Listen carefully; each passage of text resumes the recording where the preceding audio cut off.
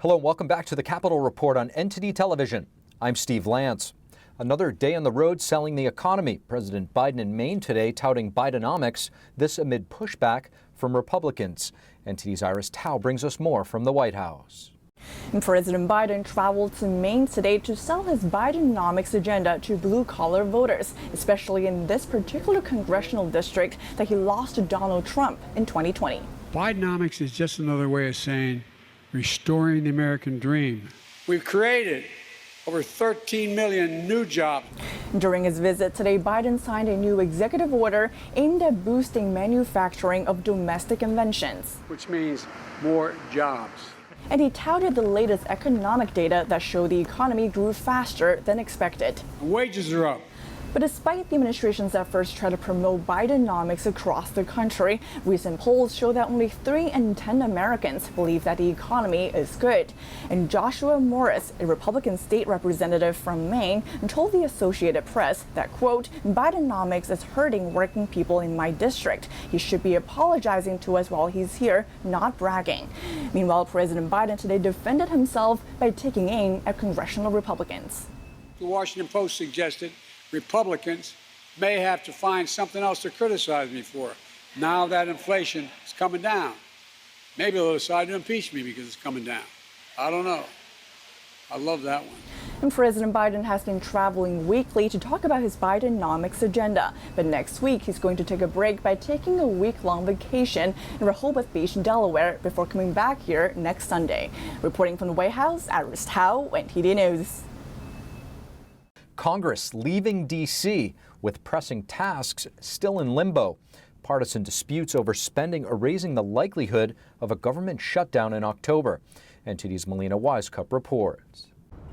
It's that time of year again where partisan disputes over spending are on full display here. While both the House and the Senate have passed the National Defense Authorization Act, the versions are a bit different. Those differences need to be reconciled. The main differences here are cultural ones. In the House side, they restricted funding for cultural issues like abortion, transgender care, diversity programs. The vast differences are even more so in the government funding bills. And what's compounding that problem is the fact that there are some in the GOP who are fiercely demanding spending cuts. Even some, like Congressman Bob Good, are willing to risk a government shutdown to meet those demands. We should not fear a government shutdown. Most of what we do up here is bad anyway. Most of what we do up here hurts the American people. And here again, they want to strip funding for culture issues. Speaker McCarthy has encouraged House appropriators to write their spending bills under the levels agreed upon in the debt ceiling deal, but Senate appropriators have written their appropriations bills at much higher levels, setting up this collision course. Look, he is the leader of the Senate, I'm the leader of the House. I don't want government to shut down. I want to find that we can find common ground. Instead of just throwing out partisan bills that have no chance of passing. So, Melina, if the House and Senate lawmakers aren't able to come to any type of agreement before September 30th, will there be a government shutdown, or is there another path they could take to avoid it? We've seen this pretty regularly over the past couple of years, and what could happen is the Congress passes a temporary funding bill, but in this case, they're just spending money to kick the can down the road and deal with these disagreements later. Now, another issue here is that there are some Republicans who routinely vote against these type of temporary funding bills. So in this case, if McCarthy is to take this path, he might have to rely on some Democrat votes. Melina, thank you for that. And Republican presidential candidates all speaking in Iowa tonight.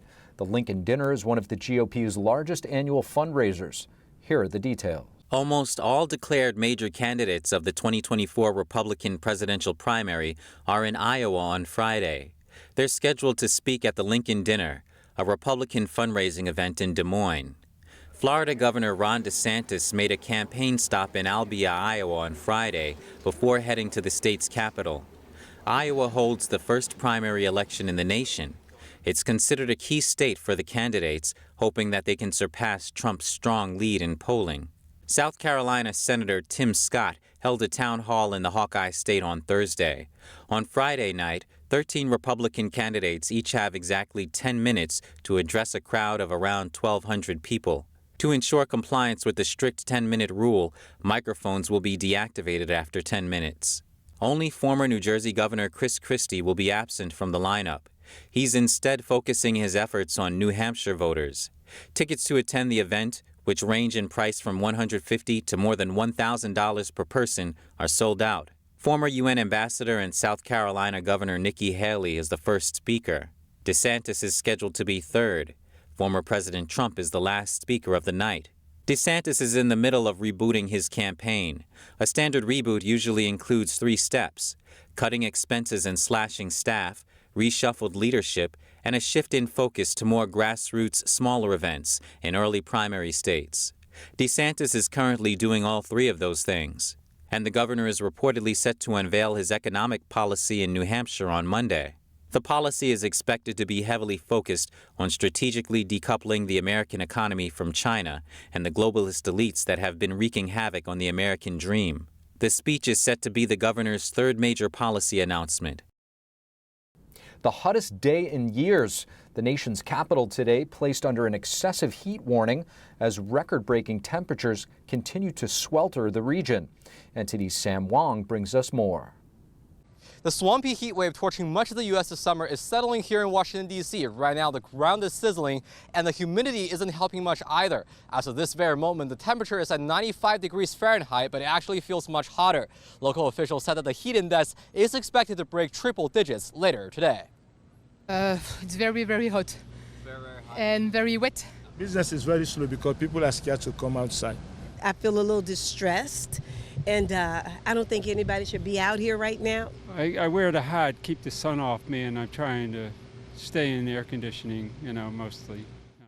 The extreme weather is forcing outdoors people to get into the shade, but a few, unrattled by the heat, are spotted jogging and riding under the sun. July is usually the peak season for tourism out here in D.C., but right now at the National Mall, if you look around me, there's very few people scattered here and there, which is very unusual for this time of year. D.C. Mayor Muriel Bowser on Wednesday declared a hot weather emergency. Around 150 million Americans across the country are under similar warnings, sweeping west from the coast all the way to Kansas and dipping down into Louisiana. New York City and Philadelphia are also under heat advisories. People are urged to watch out for signs of heat-related illnesses, as it could be fatal under high temperature and extreme humidity. Forecasters in D.C. predicted that the heat index could top 110 through Saturday, marking a new record since 2016.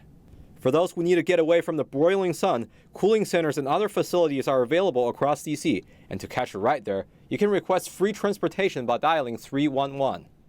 The National Weather Service is urging people to stay indoors, check up on neighbors and families, and most importantly, drink plenty of water. Reporting from Washington, D.C., Sam Wong, NTD News.